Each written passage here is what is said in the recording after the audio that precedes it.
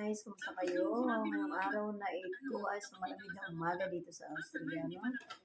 Ay, mag-asay na natin hindi na may Christmas decors. Ang dami ko pang lalagyan. Kaya hindi umuwi. Araw na yun, ma'am. Sino daw po yung kasama ni Sir Gabriel? Wala po. Wala. Siya lang anong date po yun? Ito ang ating ilaw.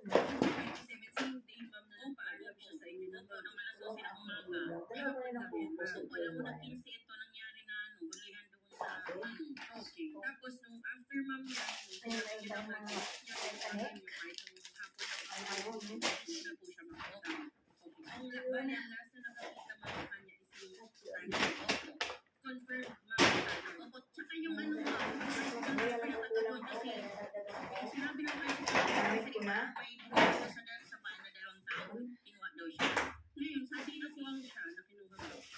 Yung asawa ko si Gabriel. Tapos ano may nakakita ko na kinuha yung asawa. Pero ma'am, kinonfirm ko kasi sabi lang sa akin, kinausap namin doon sa barangay kasama yung polis na nag-iimbestiga sa kanya sa Maristela. DIY ang mga girls today. Nung tinanong mo siya, sabi niya, nakita ko ba talaga si Gabriel? Kilala mo si Gabriel Manatio? Sabi niya, masabi ng tricycle driver. Hindi na sila magawa kung wala ito. Nakita mo ba na sila kayo sa bahay? Sabi, hindi sir, ganito ang nangyari. May pagkita na sila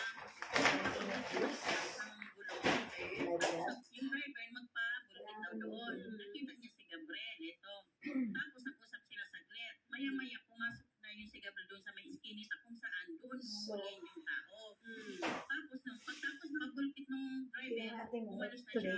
Work for today. May pumarada na try-tapan daw. May dumating naman. Tapos nakita niya si Gabriel. Tapos Nakakaloka talaga si Lola Rel sometimes. Okay.